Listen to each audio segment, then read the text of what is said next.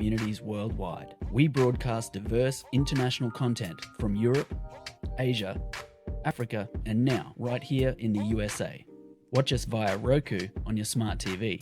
Submit your own content to 1530entertainmentllc@gmail.com. Download the Millennium TV app from the App Store to stream our shows anywhere, anytime. Millennium TV.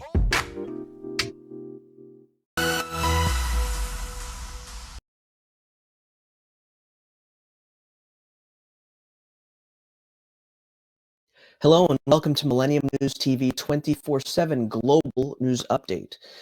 My name is Todd David Goldfinger. Thank you for joining us for today's top stories. Thanks for being with us. President Joe Biden is sending his administration's first national drug control strategy to Congress at the U.S. overdose death toll hit a new record of nearly 107,000 during the past 12 months. The strategy, released Thursday, is the first national plan to prioritize what's known as harm reduction, said White House drug czar Dr. Rahul Gupta. That means it focuses on preventing death and illness in drug users, while trying to engage them in care and treatment. The strategy calls for changes in state laws and policies to support the expansion of harm reduction.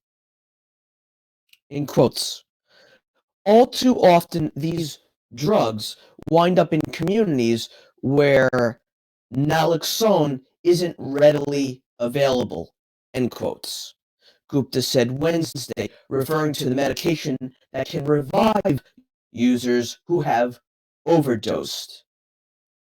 In quotes, where harm reduction services are restricted or underfunded, where there are unacceptable barriers to treatment, end quotes. Next news.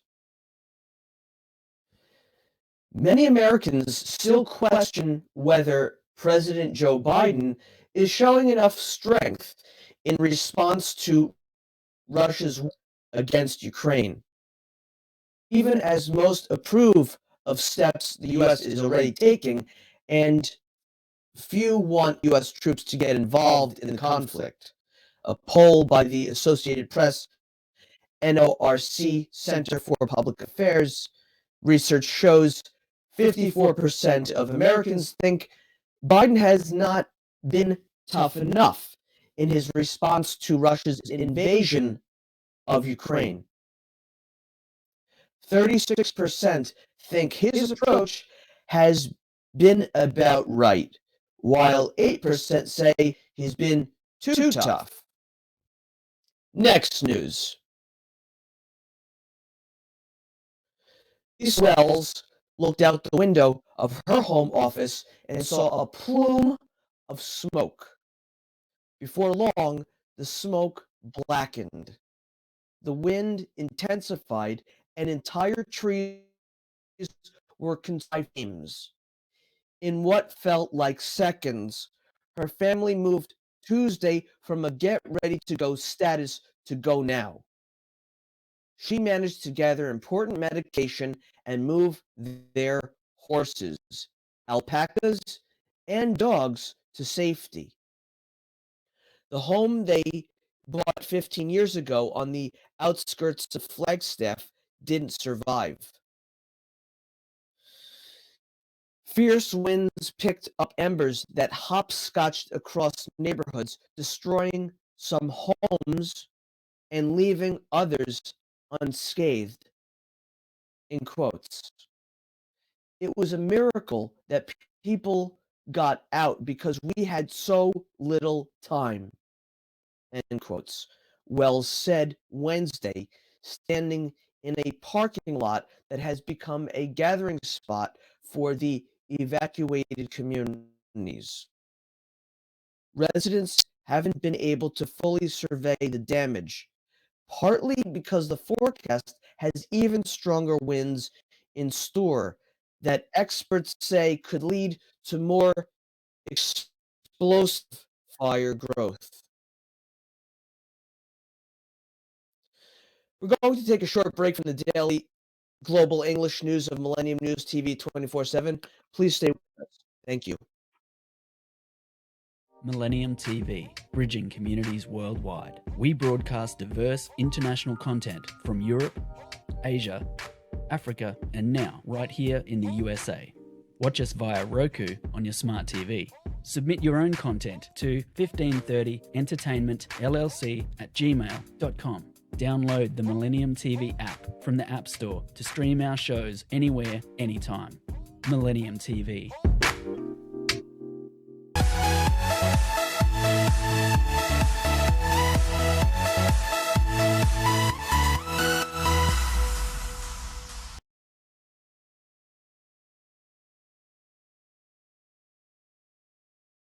Hello and welcome back to Millennium News TV 24/7 Global News Update.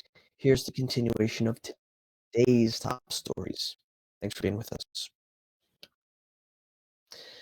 Texas's oldest death row inmate faces execution Thursday for killing a Houston police officer nearly 32 years ago during a traffic stop. Carl Wayne Buntian, 78 years old, was sentenced to death for the June 1990 fatal shooting of Houston police officer James Irby, a nearly 20-year member of the force. Buntian had been on parole for just 6 weeks when he shot the 37-year-old Irby. Buntian, who had an extensive criminal record, was a passenger in the car Irby pulled over. In 2009, an appeals court vacated Buntian's sentence, but another jury resentenced him to death 3 years later. Before his death, James Irby had talked of retirement and spending more time with his 2 children, who were 1 and 3 years old at the time, said his wife, Maura Irby. Neck news. 1 year ago, Joe Biden marked his first Earth Day as president by convening world leaders for a virtual summit on global warming that even Russian President Vladimir Putin and China's Xi Jinping attended. Biden used the moment to nearly double the United States' goal for reducing greenhouse gas emissions, vaulting the country to the front lines in the fight against climate change. But the months since then have been marred by setbacks. Biden's most sweeping proposals remain stalled on Capitol Hill despite renewed warnings from scientists that the world is hurtling toward a dangerous future marked by extreme heat, drought, and weather. Next news. President Joe Biden is set to announce plans to send additional military aid to help Ukraine fight back against the Russian invasion, according to a U.S. official. The official, who was not authorized to comment publicly and spoke on the condition of anonymity, said Biden will deliver a Thursday morning address at the White House detailing his plans to build on the roughly $2.6 billion in military assistance the administration has already approved for Ukraine. The new package is expected to be similar in size to the $800 million package Biden announced last week. It includes much needed heavy artillery and ammunition for Ukrainian forces in the escalating battle for the Donbas region of eastern Ukraine. Next news. Okay, this seems to be okay. President Joe Biden is set to announce plans to send additional military aid to help Ukraine fight back against the Russian invasion. Okay, got this. Very good, very good, very good. It includes much needed heavy. Okay, we got this right. Canadian Prime Minister Justin Trudeau also said his country will send heavy artillery to Ukraine, and Dutch Prime Minister Mark Rutte told Ukrainian President Volodymyr Zelensky that the Netherlands will send more heavy weapons, including armed vehicles. We're going to take a short break from the daily global English news of Millennium News TV 24/7. Please stay with us, and thank you so much. Millennium TV, bridging communities worldwide. We broadcast diverse international content from Europe, Asia, Africa, and now right here in the USA. Watch us via Roku on your smart TV. Submit your own content to 1530entertainmentllc@gmail.com. Download the Millennium TV app from the App Store to stream our shows anywhere, anytime. Millennium TV.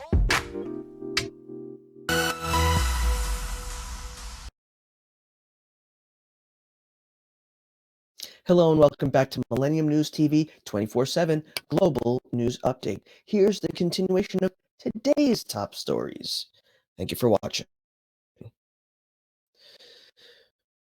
Russian President Vladimir Putin tried to claim victory in the strategic port of Mariupol on Thursday, even as he ordered his troops not to storm the last pocket of Ukrainian resistance in the war's iconic battleground.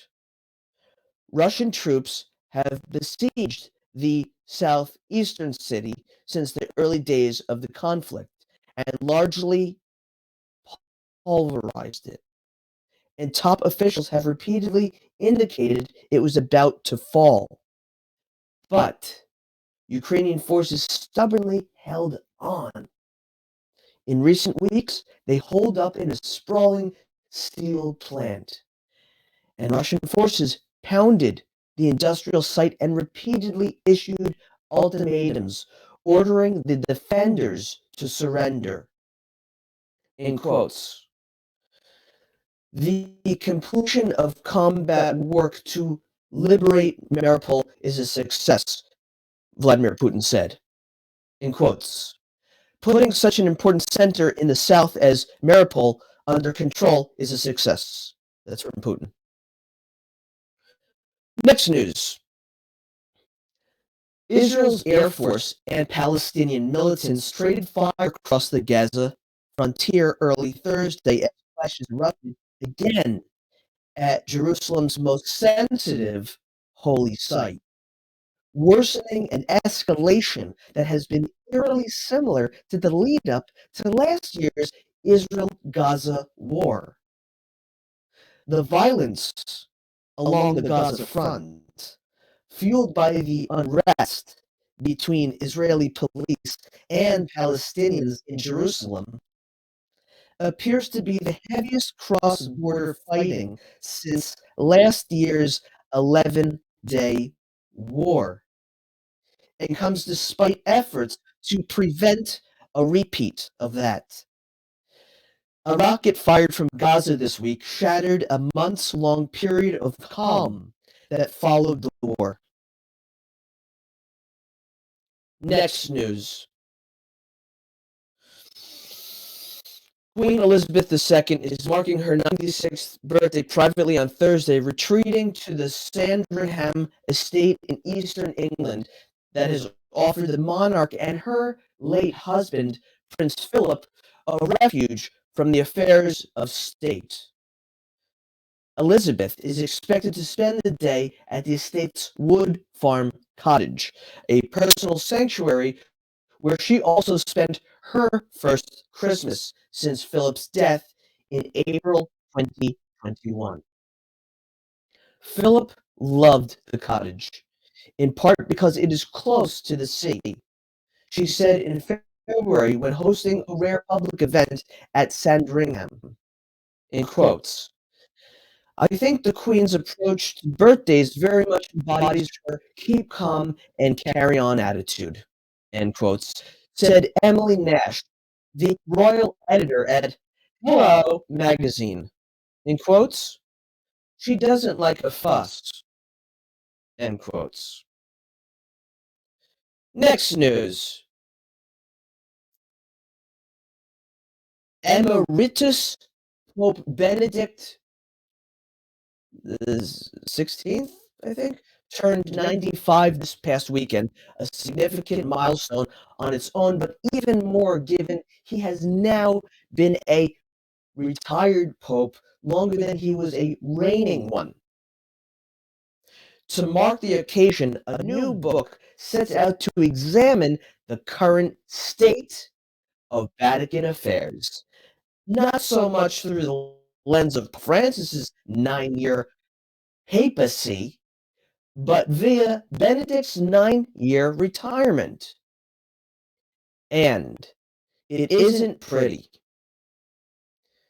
Veteran Italian commentator Massimo Franco's The Monastery, published in Italy on Thursday, the focus of most books about the Holy See by using Benedict's retirement home in a converted monastery in Vatican gardens as the prism to view the unprecedented anomaly of having two popes, one reigning and one retired, living together in the Vatican. We're going to take a short break from the daily global English news of Millennium News TV 24/7. Please stay with us. Thank you. Millennium TV, bridging communities worldwide. We broadcast diverse international content from Europe, Asia, Africa, and now right here in the USA. Watch us via Roku on your smart TV. Submit your own content to 1530entertainmentllc@gmail.com. Download the Millennium TV app from the App Store to stream our shows anywhere, anytime. Millennium TV.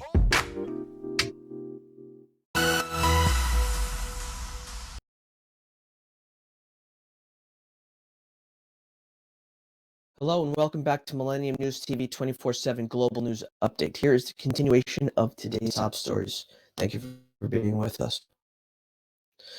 Olivia Harrison, widow of Beatle George Harrison and a philanthropist and film producer, has a few words of her own to share. She has written 20 original poems about her late husband for the book Came the Lightning, which comes out June 21st. Came the Lightning also will include photographs and images of mementos and will have an introduction by Martin Scorsese, who directed a 2011 documentary about George Harrison. In quotes, Olivia evokes the most fleeting gestures and instants plucked from the flow of time and memory and felt through her choice of words and the overall rhythm, end quotes, Scorsese writes. He also says, she might have done an oral history or a memoir. Instead, she composed a work of poetic autobiography, end quotes. Genius. Next news.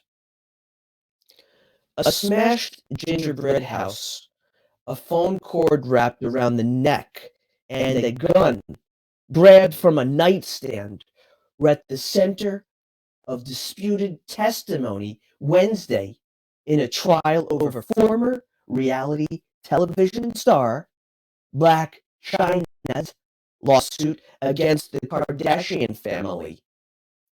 During an all-day testimony in a Los Angeles courtroom, China said she wrapped the charging cord around then-fiancé Rob Kardashian's neck and grabbed his always unloaded gun in jest on an evening in 2016 when the two were celebrating the renewal of their reality show, Rob and China. She said she later got justifiably angry when their all-night celebration went sour because of his jealous accusations. Next news. After pushing the Toronto Raptors to the brink of elimination, Philadelphia's Joel Embiid pledged to finish the job as quickly as possible. Embiid made a three-pointer with 0.8 seconds left in overtime to give the 76ers a 104-101 victory on Wednesday night and a 3-0 lead in their first round series. In quotes, "I'm coming for the sweep too."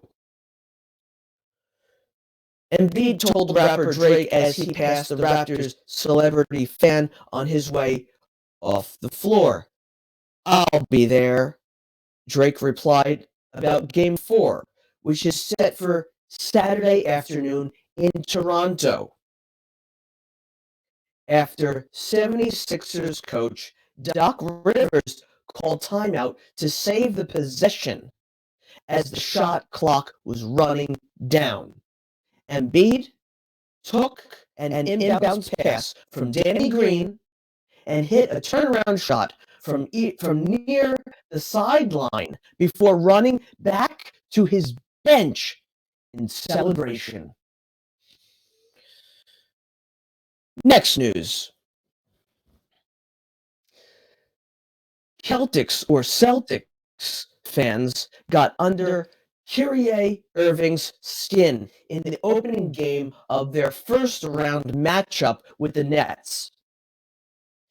It was Boston's defense that kept him and Kevin Durant off balance in Game 2. Jaylen Brown scored 22 points, including 10 points in the fourth quarter. And the Celtics rallied from 17 points down to beat Brooklyn, 114 points to 107 points on Wednesday night and take a 2-0 lead in their first round series. Jason Tatum added 19 points for Boston, which held Durant without a basket in the second half. Al Horford had 16 points. Daniel Theis scored 15, and Peyton Pritchard had 8 of his 10 in the final period. In quotes. This was like an old-fashioned, old-school playoff game. End quotes, Tatum said. In quotes. You just have to grind it out. That's what we did. We just stuck with it. Proud of the guys and how we kept responding all game. End quotes. This has been the daily global English news update of Millennium News TV 24/7. Thank you for being with us. Thank you for watching. Please log in to get the latest news on all of our social networking sites. That's Facebook, Twitter, Instagram, TikTok. On TikTok, we are Millennium News 24. Also, our YouTube channel. On YouTube, we are News Channel M24. Viewers now on both network broadcasting, Android and iOS devices. Apple TV, Roku TV, Amazon Fire TV. Also, all smart TV platforms. Please enjoy our entertainment, latest news, views, and current events. Our Millennium TV apps, Millennium TV USA, Android, Millennium News Google. Google us, please. www.millenniumtv24.com. Stay with Millennium News 24/7. We love you. We thank you. We wish you the best. Thank you.